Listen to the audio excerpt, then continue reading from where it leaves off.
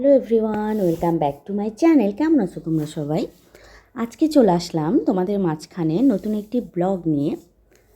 আজকে আমি প্রথমেই তোমাদের সাথে শেয়ার করব আমার ছেলের জন্য শীতের কিছু পোশাক কিনেছি। সেগুলোই অল্প কিছু পোশাক যেগুলো শীতের মধ্যে আসলে লাগেই, তো সেগুলো আমি কিনেছি। এটা আমি 2 দিনে কিনেছি, সেগুলো আমি তোমাদের সাথে শেয়ার করছি। এই যে ঘরে পরা ট্রাউজার, তারপরে হচ্ছে এই তো পায়জামা। ট্রাউজারগুলো বাইরে পরা যাবে, প্রথমে যে 2টা কালার দেখালাম। আর এগুলো হচ্ছে ঘরে পরার জন্য। এই পায়জামাগুলো আমার খুব ভালো লাগে, একদম মোটাও না আবার পাতলাও না। আর এগুলো হচ্ছে হালকা শীতের জন্যই ভালো, মানে এখন যেগুলো পরা যাবে, যেহেতু ঢাকায় খুব কম শীত, তো এগুলো দিয়েই হয়ে যাচ্ছে। তো যখন বেশি শীত পড়বে তখন ওই মোটা ট্রাউজারগুলো কাজে লাগবে। তারপর আমি 2 সেট মোজা কিনেছি, সে তোমাদেরকে দেখানো হয়নি। আর এই যে এই পাতলা পাতলা পায়জামাগুলো এখন আমি কিনেছি জাস্ট ঘরে পরার জন্য।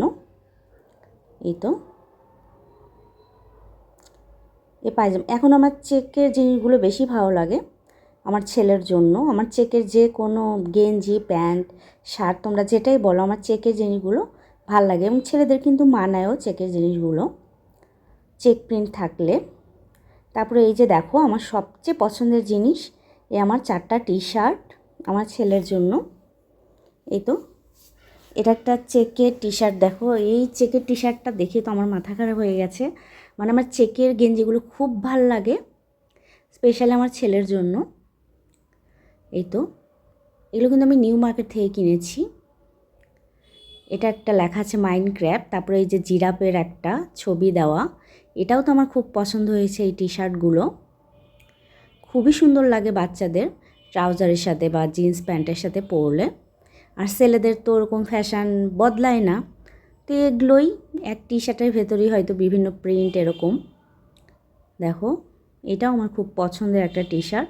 জানিও ওর টি শার্টগুলো তোমাদের কাছে কেমন লেগেছে। তারপরে এই যে একটা সুপার মারিও লেখা, এটার কিন্তু রেড কালারটা একদমই ভালো আসেনি। এটা হচ্ছে মেরুন কালারের একটা টি শার্ট, কিন্তু বোঝাই যাচ্ছে না, একদম লাল এসেছে, কিন্তু এটা হচ্ছে মেরুন কালার, খুবই সুন্দর একটা কালার।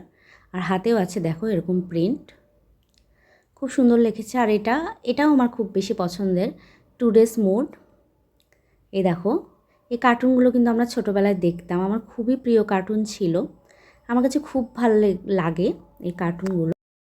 2-1টা কিনবো, তো আজকে সময় পাইনি।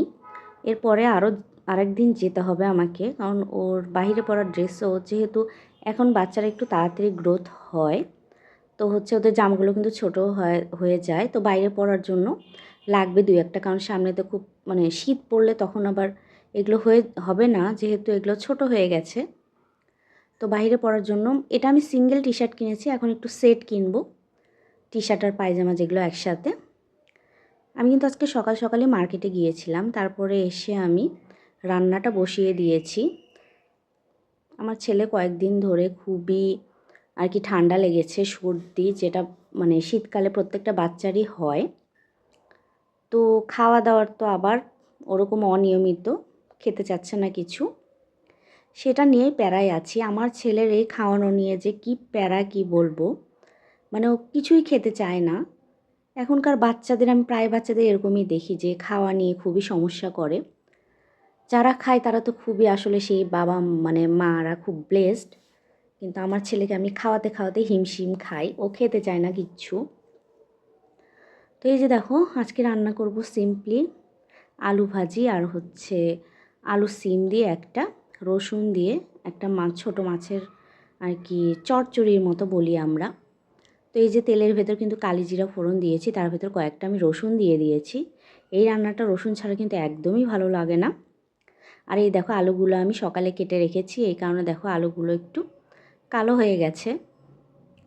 আমি একটু হয়তো হলুদ দিয়ে মাখিয়ে রাখলে এরকম হতো না, আমি ভুলে গিয়েছিলাম। তো এই যে এখানে একটু হলুদ দিলাম, পরিমাণ মতো স্বাদ অনুযায়ী লবণ দিলাম, তারপরে একটু নেড়ে চেড়ে হালকা জল দিয়ে আমি এটাকে একটু ঢেকে দিব। যেহেতু এটা নতুন আলু না, এটা কিন্তু পুরাতন আলু আমাদের জমির, তো এই কারণে একটু সেদ্ধ হতেও কিন্তু টাইম লাগবে, যেহেতু এটা একটু পুরাতন হয়ে গেছে। এই যে আলুগুলো কিন্তু মানে প্রায় সেদ্ধ হয়ে গেছে। তো এর ভেতরে এখন দিয়ে দিব আমি সিম। এই চচ্চড়ি রান্নাটা আমার খুবই মজা লাগে রসুন দিয়ে। তো এখন আমি সিমগুলো দিয়ে হালকা নেড়েচেড়ে নিয়ে আরেকটু লবণ হলুদ দিব এখানে আমি। এখানে আলুগুলো সেদ্ধই হয়ে গেছে যেহেতু আমি একটু জল দিয়ে ঢেকে দিয়েছিলাম। এখন এর ভেতর কিন্তু সিম দিয়ে দিলেই হয়ে যাবে। তারপরে এগুলোকে আমি ভালো মতো একটু নেড়েচেড়ে নিব।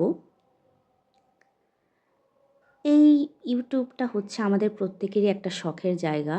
এখানে জানি না কতদিন ধৈর্য ধরে আসলে কাজ করতে হয়। মানে এখানে কেউ খুব তাড়াতাড়ি গ্রোথ করে, আর কেউ আমাদের মতো খুবই ধিমে আছে, ধীরে ধীরে। অনেকের হয়তো রিচ কমে যায় মাঝে মাঝে, যেমন আমার হয়তো 2-1টা ভিডিওতে খুবই সুন্দর হয়, আবার বেশিরভাগ ভিডিওতে একদম রিচ ডাউন হয়ে যায়, মানে একদমই ভিউ হয় না। তো সেগুলো দেখে মনই খারাপ লাগে। মাঝে মাঝে ভাবি যে এই প্ল্যাটফর্মটাকে ছেড়ে দিই, কিন্তু আমার মাঝে মাঝে ভাবি যে ছেড়ে দিয়ে আমি কী করব। কারণ আমার খুব মন খারাপ হলে আমি যখন একটা ভিডিও দিই আমার খুব ভাল লাগে। কেউ যদি কমেন্ট করে বা একটা ভিউ হয়, আমার তো খুবই ভাল লাগে যে আমার ভিডিওতে মানে কমেন্ট করেছো তোমরা আপুরা সবাই, আমার খুব ভাল লাগে যে আমাকে হয়তো মনে রেখেছো। প্লিজ এইভাবে সাপোর্ট দিয়ে যেও আপুরা। মানে কয়েকজন আপু আছে আমার ভিডিও তো প্রায়ই দেখে, আমার খুবই ভাল লাগে তাদেরকে, এবং আশা করি তারা আমার পাশে থাকবে। এবং আমি সামনে ভিডিও থেকে একটা নতুন করব, যে আপুরা আমার ভিডিওতে কমেন্ট করবে আমি 3জন আপুর নাম বলবো। কারণ তাদের নাম না বললেই না, এটা আমি পরের ভিডিও থেকে অবশ্যই করব। কারণ তারা আমাকে শুরু থেকে সাপোর্ট করেছে। আমি যদি তাদের নাম না বলি এটা খুব আসলে অন্যায় হবে এবং তাদের প্রতি অকৃতজ্ঞ থাকা হবে। আমি চাই মানে যারা আমার পাশে থেকেছে অন্তত তাদের নাম নিয়ে তাদের প্রতি একটা থ্যাঙ্কস জানানো আমার তরফ থেকে আর কি। তো প্লিজ আপনারা তোমরা কমেন্ট করো এবং আমার ভিডিওতে কে কে আছে জানিও। আমার খুব ভাল লাগবে তোমাদের নাম মেনশন করলে। তো এই যে কথা বলতে বলতে কিন্তু দেখো আমি আলু ভাজিও কিন্তু এখানে হয়ে গেছে। আলু ভাজিটা আজকে করছি, খুব সিম্পল খাবার। বাচ্চাও যেহেতু অসুস্থ, অত কিছু আমার করতেও ইচ্ছা করছে না। এই যে জাস্ট আলু ভাজা, এরকম ঝুরি আলু ভাজা তো আমার বাচ্চার খুবই প্রিয়। কিন্তু এখন ও মানে সর্দির জন্য এটাও খাচ্ছে না, যেহেতু ঠান্ডা লেগেছে, হালকা জ্বরও।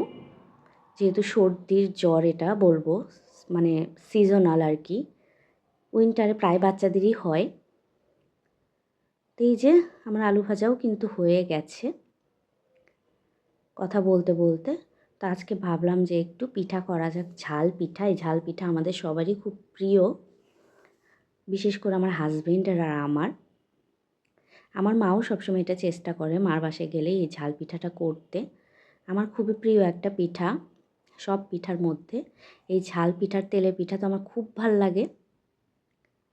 তো এই যে আজকে করছি কুলি পিঠা, এটা হচ্ছে আমি ঝাল দিয়ে করছি। একটা আছে মিষ্টি পুলি আর একটা আছে ঝাল পুলি। এই এটাকে আমি মানে ঝাল পুলিটা আমাদের বেশি পছন্দ।